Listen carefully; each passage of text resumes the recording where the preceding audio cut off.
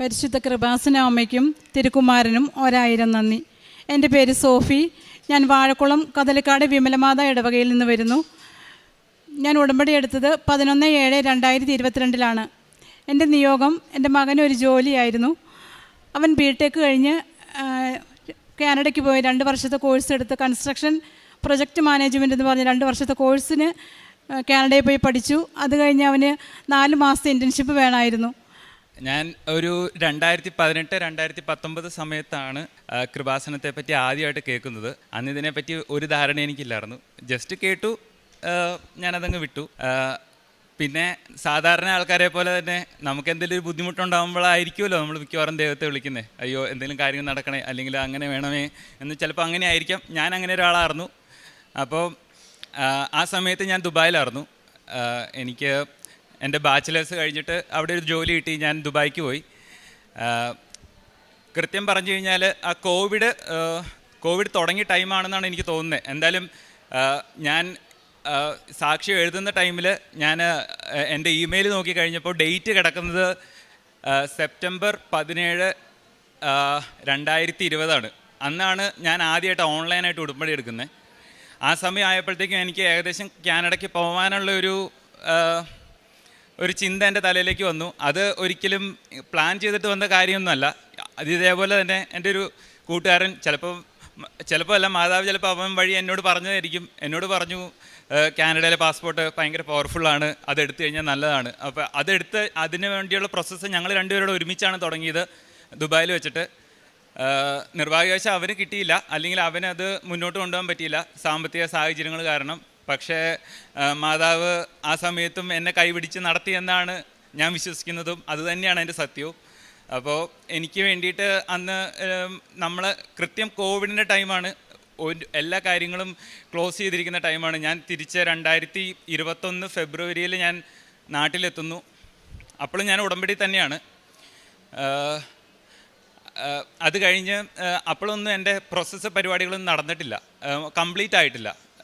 എവിടെയൊക്കെ ചെറിയ എന്താ പറയുന്നത് ഹേർഡിൽസ് ഉണ്ടായിരുന്നു. ഒരു മാസമൊക്കെ കഴിഞ്ഞ് അപ്പോഴും നമ്മൾ ഈ ഓൺലൈൻ ഉടമ്പടി പ്രാർത്ഥിച്ചുകൊണ്ട് തന്നെ ഇരുന്നു. മെയ് അത് കഴിഞ്ഞ് എൻ്റെ വിസ കാര്യങ്ങൾ വന്നു. കാര്യം ഡിലേ ആയിരുന്നു, ഒത്തിരി ലേറ്റ് ആയിരുന്നു. വിസ കാര്യങ്ങളൊക്കെ വന്നു. എന്നിട്ട് 2021 മെയിൽ ക്ലാസ് തുടങ്ങി. ഓൺലൈനായിട്ട് ഒരു സെമസ്റ്റർ വീട്ടിൽ ഇരുന്ന് അറ്റൻഡ് ചെയ്തു. അത് കഴിഞ്ഞ് ഞാൻ 2021 സെപ്റ്റംബർ 1 കാനഡയ്ക്ക് പോകുന്നത്.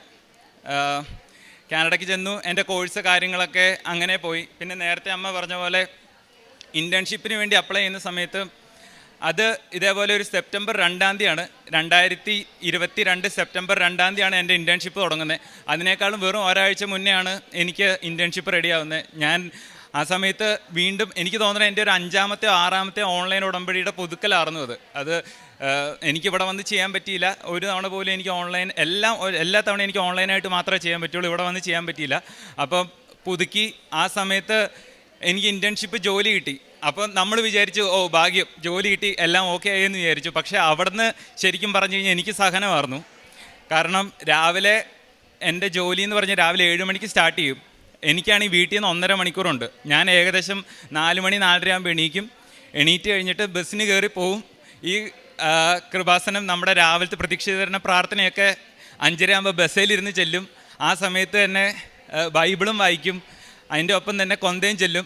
ഈ കൊന്ത ചെല്ലണ പല സമയത്തും നിങ്ങൾ കാനഡയിലൊക്കെ ഉള്ള ആൾക്കാരാണെങ്കിൽ നമുക്ക് അറിയാം, പല ആൾക്കാർക്കും ചിലപ്പോൾ കണ്ടിട്ടുണ്ടാവും. നമ്മളങ്ങനെ അവിടെ വലിയ വിശ്വാസം എന്ന് പറഞ്ഞ സാധനം വലിയൊരു സംഭവമല്ല അവിടെ. അപ്പോൾ ഞാനിങ്ങനെ കൊന്തയൊക്കെ ചെല്ലുമ്പോൾ ആൾക്കാർ ഇവൻ എന്തോ ഒരു സാധനം ചെയ്യുന്നു എന്നുള്ള രീതിയിൽ ഇങ്ങനെ ഭയങ്കര പെർപ്ലക്സ്ഡായിട്ട് ഫേസിലേക്കൊക്കെ നോക്കുന്നത് ഞാൻ കണ്ടിട്ടുണ്ട്. അപ്പോൾ അത് ആ സമയത്തെല്ലാം എൻ്റെ വിശ്വാസം മറ്റുള്ളവരെ പ്രഘോഷിക്കാനുള്ളൊരു അവസരമായിട്ടാണ് ഞാൻ കണ്ടുകൊണ്ടിരുന്നത്. പിന്നെ അങ്ങനെ പോയി 4 മാസം എൻ്റെ പ്രാർത്ഥനയും അതോടൊപ്പം ഇൻറ്റേൺഷിപ്പ് ജോലി കാര്യങ്ങൾ ഒരു ആഴ്ച എന്നെ കൊണ്ട് മാക്സിമം ചെയ്യാൻ പറ്റുന്ന അത്രയും കാര്യങ്ങളൊക്കെ ചെയ്ത് മുന്നോട്ട് പോയിക്കൊണ്ടിരുന്നു. അത് കഴിഞ്ഞ് എൻ്റെ ഇൻറ്റേൺഷിപ്പ് തീരാറായ ടൈമായപ്പോൾ അവസാനത്തെ ഒരാഴ്ച ഞാൻ എൻ്റെ HR-നോട് ചോദിച്ചു, എനിക്കൊരു ജോലി ഇവിടെ തന്നെ സ്ഥിരമാക്കി തരാമോയെന്ന് ചോദിച്ചു. ഞാൻ എന്നാൽ പറ്റുന്ന രീതിയിലൊക്കെ ചോദിച്ചു. എന്നാൽ പറ്റുന്ന രീതിയിലൊക്കെ വേറെയുള്ള കമ്പനിയിലൊക്കെ അപ്ലൈ ചെയ്തു. എങ്ങും ജോലി കിട്ടിയില്ല. ഡിസംബർ 22, 2022 ഒരു വെള്ളിയാഴ്ച എന്നോട് പറഞ്ഞു ഇവിടെ ഫുൾ ടൈമിന് ജോലി തരില്ല, ഞങ്ങൾ എന്തെങ്കിലും ഓപ്പണിംഗ് ഉണ്ടെങ്കിൽ വിളിക്കാമെന്ന് പറഞ്ഞു. അപ്പം മാതാവ് ഓൾറെഡി നമ്മുടെ കയ്യിൽ ഇങ്ങനെ പിടിച്ചേക്കുക. ഓക്കെ, ഇവന് ഇൻറ്റേൺഷിപ്പ് കൊടുത്തു, ഇനിയിപ്പോൾ അടുത്തത് ഇവന് എന്തെങ്കിലുമൊക്കെ കൊടുക്കണം, അതിന് മുന്നേ കുറച്ച് സഹനം വേണം എന്നുള്ള രീതിയിൽ പിന്നെയുള്ള 2 മാസം സഹനം എന്ന് പറഞ്ഞു കഴിഞ്ഞാൽ നെക്സ്റ്റ് ലെവലായിരുന്നു. എന്ന് പറഞ്ഞു കഴിഞ്ഞാൽ ജോലിയില്ല. 2 മാസം ഞാൻ വീട്ടിൽ ജോലിയില്ലാതിരുന്നു കാനഡയിൽ. നിങ്ങൾ പുറത്തുള്ള ആൾക്കാരുണ്ടെങ്കിൽ അല്ലെങ്കിൽ ആരെങ്കിലുമൊക്കെ ഉണ്ടെങ്കിൽ ചിലപ്പോൾ അറിയായിരിക്കും. ജോലി ഇല്ലെങ്കിൽ നമുക്ക് റെൻറ്റ്, ഫുഡ്, കാര്യങ്ങൾ, വീട്ടിൽ നിന്ന് പൈസ വയ്ക്കാൻ പറ്റില്ല. കാരണം എന്നാ, നമ്മൾ ലോൺ എടുത്തിട്ടും അല്ലെങ്കിൽ വീട്ടിലെ ബാധ്യതയായിട്ടാണ് നമ്മൾ അങ്ങോട്ട് പോകുന്നത്. പിന്നെ ഒരു പൈസ പോലും ചോദിക്കാൻ പറ്റില്ല. ആ സമയത്ത് എനിക്ക് മാതാവ് പൈസയായിട്ടും അല്ലെങ്കിൽ അങ്ങനത്തെ സഹായമായിട്ടും ഒന്നും തന്നില്ല. പകരം എനിക്ക് കുറച്ച് നല്ല സുഹൃത്തുക്കളെ തന്നു. എന്നോട് അവർ പറഞ്ഞു, നീ എനിക്ക് റെൻറ്റ് തരണ്ട, 2 മാസം നീ 2 മാസമല്ല, നിനക്ക് എന്ന് ജോലി കിട്ടുന്നോ, നിനക്ക് എന്ന് ശമ്പളം വരുന്നോ, നിൻ്റെ കാര്യങ്ങളെല്ലാം, നിൻ്റെ ബാധ്യതകളെല്ലാം തീർന്നിട്ട് നീ എനിക്ക് ഞങ്ങൾക്ക് റെൻറ്റ് തന്നാൽ മതി, അല്ലെങ്കിൽ പൈസ തന്നാൽ മതി എന്ന് പറഞ്ഞു. അങ്ങനെ 2 മാസം റെൻറ്റും എൻ്റെ ഫുഡിൻ്റെയും പൈസ കൊടുത്തു സുഹൃത്തുക്കൾ. ആ സമയത്ത് മാതാവിൻ്റെ വലിയൊരു കരം അവിടെ ഉണ്ട് എന്ന് തന്നെയാണ് ഞാൻ വിശ്വസിക്കുന്നത്. അത് തന്നെയാണ് എൻ്റെ സത്യവും. അത് കഴിഞ്ഞപ്പം 2 മാസം കഴിഞ്ഞ് എനിക്ക് ഫെബ്രുവരി 28, 2023 ജോലിക്ക് കയറുന്നു. അതും ഇതേപോലെ തന്നെ നല്ല രീതിയിൽ അലഞ്ഞിട്ടാണ് ജോലി കിട്ടുന്നത്. അങ്ങനെ ജോലി കിട്ടി, ജോലി കയറി, എനിക്കൊരു തൃപ്തി വരുന്നില്ല. ഞാൻ എത്ര നോക്കിയിട്ടും ഞാൻ ജോലി ചെയ്യുന്നുണ്ട്. പക്ഷേ നമുക്ക് എല്ലാവർക്കും അറിയാം, ഈ നമ്മൾ എൻജിനീയറിങ് അല്ലെങ്കിൽ അങ്ങനത്തെയൊക്കെ ഫീൽഡ് ഭയങ്കര കോറായിട്ടുള്ള സബ്ജക്റ്റ് പഠിച്ച ആൾക്കാർക്ക് ചില കാര്യങ്ങൾ, ഞാൻ അതാണ് പഠിച്ചത്, എനിക്ക് ആ ജോലി തന്നെ വേണം എന്നുള്ളൊരു സാധനമുണ്ട്. അതേപോലത്തെ ഒരു പ്രശ്നം എനിക്കും ഉണ്ടായിരുന്നു. ഞാൻ എത്ര നോക്കിയിട്ടും ഞാൻ പഠിച്ച സാധനത്തിൽ എനിക്ക് ജോലി ചെയ്യാൻ ഒരു തൃപ്തി വരുന്നില്ല. അപ്പോൾ ജോലിക്ക് കയറി പിറ്റേ ആഴ്ച തൊട്ടിട്ട് ഞാൻ പുതിയ ജോലിക്ക് അപ്ലൈ ചെയ്തു തുടങ്ങി. ഞാൻ ഏകദേശം ഒരു 200-300 ജോലിക്ക് അപ്ലൈ ചെയ്ത് ഒരു 70-75 ഇൻ്റർവ്യൂകൾ ഞാൻ അറ്റൻഡ് ചെയ്തു. ഒരു രക്ഷയില്ല. ഒരു രക്ഷ എന്ന് പറഞ്ഞു കഴിഞ്ഞാൽ എൻ്റെ നമ്മുടെ ഭാഷയിൽ പറഞ്ഞ് എൻ്റെ സകല കിളിയും പോയി ഇരിക്കുവാണ്. ഒരു പരിപാടിയും നടക്കുന്നില്ല. ഒരു വരുമാനമുണ്ട്, പക്ഷേ ഒരു മനസ്സമാധാനം കിട്ടുന്നില്ല. ഓരോ ദിവസം എണീക്കുമ്പോൾ രാവിലെ നമ്മൾ ജോലിക്ക് പോകുമ്പോൾ കിട്ടുന്ന ഒരു സാധനം എനിക്കില്ല. അപ്പോൾ അങ്ങനെ വന്ന് ഒരു 7-8 മാസമായി. അങ്ങനെ ഒക്ടോബർ അവസാനമൊക്കെ ആയപ്പോഴത്തേക്കും ഞാൻ ആ ജോലി ചെയ്തുകൊണ്ടിരുന്ന ഒരു കമ്പനിയിലൊരു നിയമമുണ്ട്. ആ കമ്പനി തന്നെയുള്ള ആ കമ്പനിയുടെ തന്നെ സൈഡ് അല്ലെങ്കിൽ സിസ്റ്റർ കമ്പനികളിലേക്ക് ആർക്കും ജോലി കിട്ടില്ല. ആ സമയത്ത് ഞാൻ അതൊന്നും നോക്കിയില്ല. ഞാൻ ആ കമ്പനികളിലേക്ക് തന്നെ അപ്ലൈ ചെയ്തുകൊണ്ടിരുന്നു. എനിക്കറിയാമായിരുന്നു എന്നെ എവിടെയെങ്കിലും വിളിക്കുമെന്ന് എനിക്കറിയാമായിരുന്നു. അപ്പോൾ അങ്ങനെ അപ്ലൈ ചെയ്തുകൊണ്ടിരുന്നു. 2023 ആ ഒക്ടോബർ അവസാനമായപ്പോഴത്തേക്കും ഞാൻ അപ്ലൈ ചെയ്ത് എന്നെ 4-5-3 തവണ സെയിം പ്രൊജക്റ്റിൽ നിന്ന് റിജക്റ്റ് ചെയ്ത്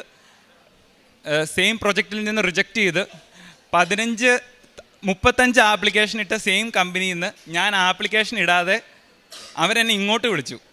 അപ്പോഴും നമ്മുടെ പ്രശ്നം എന്നാന്ന് പറഞ്ഞു കഴിഞ്ഞാൽ, ഒരു ഇൻ്റർവ്യൂവിൽ അറ്റൻഡ് ചെയ്യാൻ അറിയത്തില്ല, 2 വാക്കും ഇംഗ്ലീഷിൽ സംസാരിക്കാൻ അറിയത്തില്ല. ഇൻ്റർവ്യൂ എന്ന് പറഞ്ഞു കഴിഞ്ഞാൽ 1 മണിക്കൂറിലുള്ള സംസാരത്തിൽ നമ്മളെ തന്നെ കാണിച്ചു കൊടുക്കുകയാണ്. പക്ഷേ എന്നാലും എനിക്കതിനുള്ള ഗട്ട്സ് ഇല്ലായിരുന്നു, അതിനുള്ള ധൈര്യം ഇല്ലായിരുന്നു. ഞാൻ എപ്പോഴും ചെയ്തുകൊണ്ടിരുന്നത്, ഒരു മെഡലുണ്ട്, മാതാവിൻ്റെ മെഡൽ, അത് ഇവിടുന്ന് ഞാൻ അങ്ങോട്ടേക്ക് അയപ്പിച്ച് അമ്മ എനിക്ക് അയച്ചു തന്നു. ഇപ്പോൾ ഏത് ഇൻ്റർവ്യൂ അറ്റൻഡ് ചെയ്യുമ്പോൾ ഞാനിത് കൈ പിടിക്കും, തൈലം എടുത്ത് നെറ്റിയിൽ പൂശിയിട്ടാണ് ഞാൻ ഇൻ്റർവ്യൂ ഒക്കെ അറ്റൻഡ് ചെയ്യുന്നത്. പിന്നെ ഉപ്പും യൂസ് ചെയ്യാറുണ്ട്. ഇങ്ങനത്തെ സാധനങ്ങളൊക്കെ എനിക്ക് അവിടെ കിട്ടിയായിരുന്നു. എല്ലാ സാധനങ്ങളും എൻ്റെ കയ്യിലുണ്ട്. എല്ലാ സാധനങ്ങളും അത് യൂസ് ചെയ്യേണ്ട രീതിയിലും മറ്റുള്ളവരെ ഹെൽപ്പ് ചെയ്യേണ്ട രീതിയിലൊക്കെ ഹെൽപ്പ് ചെയ്യുകയോ യൂസ് ചെയ്യുകയൊക്കെ ചെയ്യുന്നുണ്ടായിരുന്നു. അപ്പോൾ ഒരു ദിവസം എനിക്ക് തോന്നുന്ന ഒരു ബുധനാഴ്ച വ്യാഴാഴ്ച എങ്ങാണ്ടാണ് എനിക്ക് അവിടെ സമയം കിട്ടുമ്പോഴൊക്കെ അവിടെ ഒരു മലയാളം പള്ളിയുണ്ട്, വീടിൻ്റെ അടുത്ത് തന്നെയാണ്.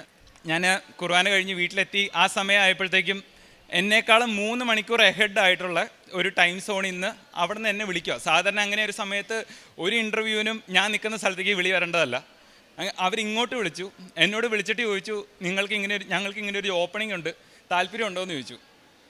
അപ്പോൾ ഞാൻ പറഞ്ഞു താല്പര്യം ഉണ്ടെന്ന് പറഞ്ഞു. ഉറപ്പായിട്ട് താല്പര്യമുണ്ട്. കാരണം നേരത്തെ ഇൻറ്റേൺഷിപ്പ് കിട്ടി 4 മാസം ജോലി ചെയ്ത കമ്പനിയിലും ആ ഇൻറ്റേൺഷിപ്പ് കിട്ടിക്കഴിഞ്ഞ് ഡിസംബർ 22 എൻ്റെ ജോലി പോയിട്ട് പിറ്റത്തെ ആഴ്ച ആ കമ്പനി തന്നെ വീണ്ടും ഒരു ഇൻ്റർവ്യൂ ചെയ്ത് അന്ന് റിജക്റ്റ് ചെയ്ത ആൾക്കാർ തന്നെയാണ് വീണ്ടും തിരിച്ച് എന്നോട് ഇങ്ങോട്ട് ചോദിക്കുകയാണ്, ഇങ്ങനൊരു ഓപ്പണിംഗ് ഉണ്ട്, താല്പര്യമുണ്ടോ? ഞാൻ പറഞ്ഞു ഉറപ്പായിട്ടും താല്പര്യമുണ്ട്.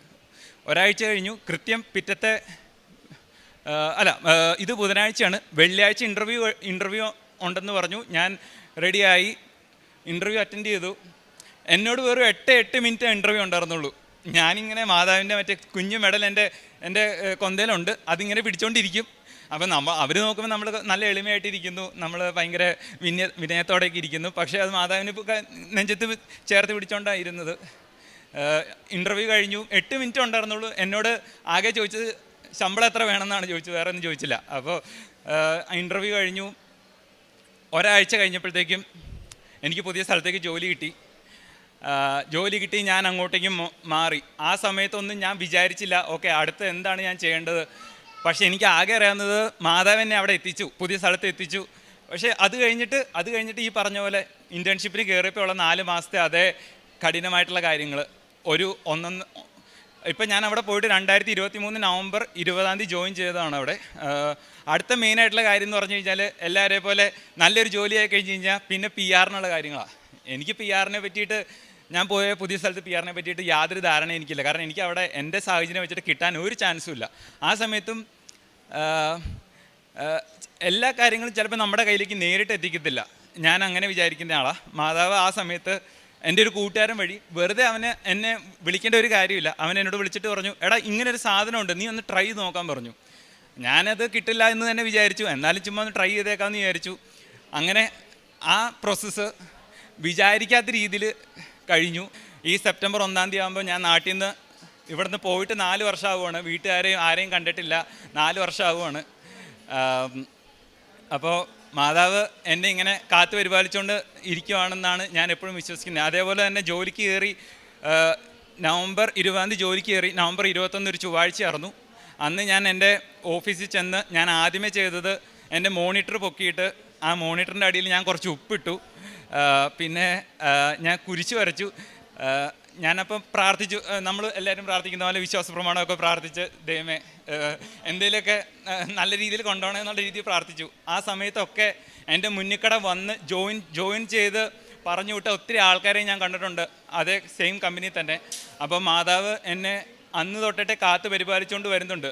പിന്നെ വേറൊരു കാര്യം എന്ന് പറഞ്ഞു കഴിഞ്ഞാൽ എല്ലാ ദിവസവും രാവിലെ ഞാൻ ഓഫീസിലേക്ക് കയറുന്നതിന് മുമ്പ് 2 തവണ പ്രതീക്ഷീകരണ പ്രാർത്ഥന ചൊല്ലിയിട്ടാണ് ഞാൻ എൻ്റെ ഓഫീസിലേക്ക് കയറുന്നത്, അല്ലെങ്കിൽ ജോലിക്ക് കയറുന്നത്. അപ്പോൾ അങ്ങനെ ഏതെങ്കിലും ദിവസം ഞാൻ അങ്ങനെ ചെയ്യാതിരുന്നു കഴിഞ്ഞാൽ ഒരു 10-15 മിനിറ്റിനുള്ളിൽ എനിക്ക് അപ്പം തന്നെ ഹെഡ്സപ്പ് തരും. എന്തെങ്കിലുമൊക്കെ കാരണം കൊണ്ട്, എന്തെങ്കിലുമൊക്കെ പ്രശ്നം കൊണ്ട് എനിക്ക് ഹെഡ്സപ്പ് തരും. അപ്പോൾ തന്നെ എനിക്ക് അറിയാം ഓക്കെ ഞാനത് ചെല്ലിയിട്ടില്ല. അപ്പോൾ തന്നെ ഞാൻ ചെല്ലും, 2 തവണ ചെല്ലും, പിന്നെ ഓക്കെയാണ്. പിന്നെ അന്നത്തെ ദിവസം എനിക്ക് ഓക്കെയാണ്.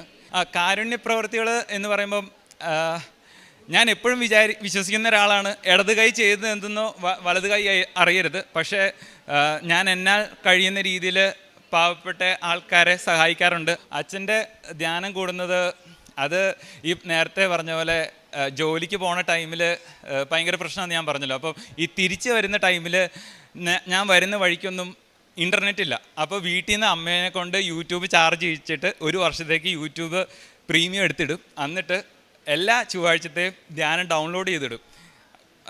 അപ്പോൾ ഈ സമയത്തുള്ള ഗുണം എന്നാന്ന് പറഞ്ഞാൽ 1.5 മണിക്കൂർ ധ്യാനമുണ്ട്. പക്ഷേ ഞാനത് ചിലപ്പോൾ 1-2 ദിവസം കൊണ്ടായിരിക്കും കേൾക്കുന്നത്, അല്ലെങ്കിൽ 2-3 ദിവസം കൊണ്ടൊക്കെ ആയിരിക്കും കേൾക്കുന്നത്. പക്ഷേ ആ ഒരു സാധനം കേൾക്കാൻ ഉടമ്പടി എടുത്തുകൊണ്ടിരിക്കുന്ന ടൈമിൽ എപ്പോഴും തന്നെ അത് കേൾക്കാൻ ഉള്ള കാര്യങ്ങൾ ഞാൻ ചെയ്യാറുണ്ട്. പിന്നെ അതേപോലെ തന്നെ ഈ സാക്ഷിയായാലും ഡൗൺലോഡ് ചെയ്തിട്ട് കേൾക്കും.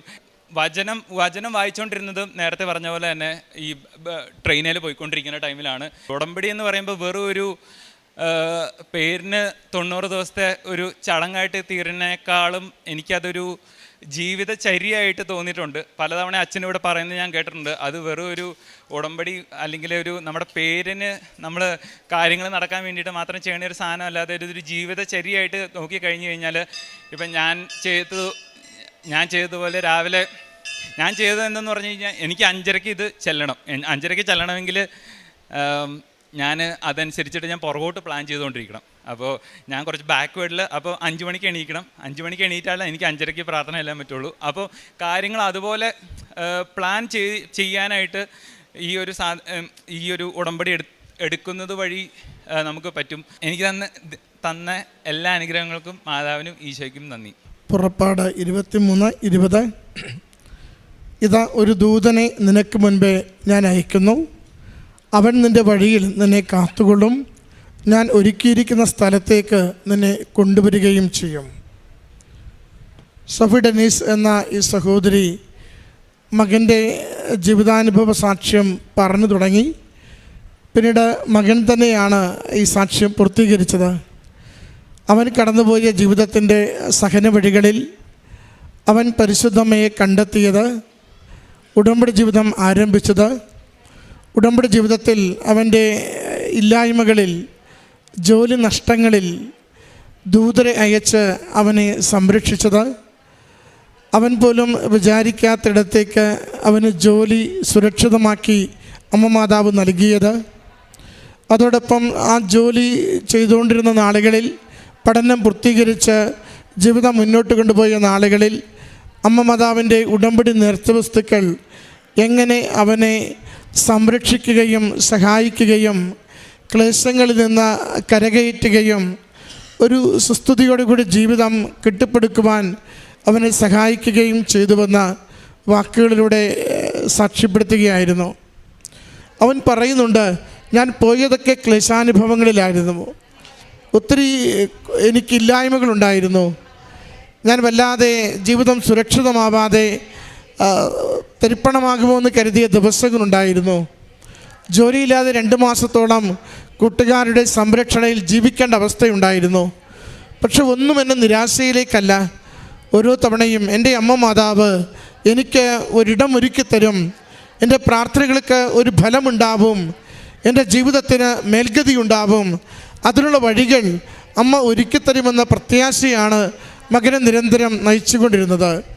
200-300 ജോലിക്ക് വേണ്ടി അപേക്ഷകൾ അയക്കുക, 75ഓളം ഇൻ്റർവ്യൂകളിൽ പങ്കെടുക്കുക, എല്ലാം തിരസ്കരിക്കപ്പെടുക, ചെയ്യുന്ന ജോലി പഠിച്ച ജോലിയല്ല, അതുകൊണ്ട് അതിൻ്റെ കോൺഫ്ലിക്റ്റ് അനുഭവിക്കുക. അങ്ങനെ ഒത്തിരിയേറെ നമ്മൾ പുറത്തുനിന്ന് ആ ജീവിതത്തെ നോക്കുമ്പോൾ ഏറെ മാനസികമായ സമ്മർദ്ദങ്ങളിലൂടെയാണ് ജീവിതം ഓരോ ദിവസവും മുന്നേറിയതെങ്കിലും ഉടമ്പടി മകന് കരുത്തായി, ഉടമ്പടി മകന് കരുതലായി, ഉടമ്പടി മകന് കാവലായി.